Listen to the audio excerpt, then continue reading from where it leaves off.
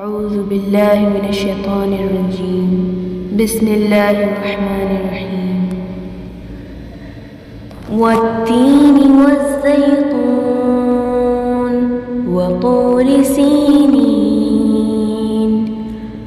وهذا البلد الأمين لقد خلقنا الإنسان في أحسن تقويم ثم رددناه أسفل سافلين إلا الذين آمنوا وعملوا الصالحات فلهم أجر غير ممنون فما يكذبك بعد بالدين أليس الله بأحكم الحاكمين.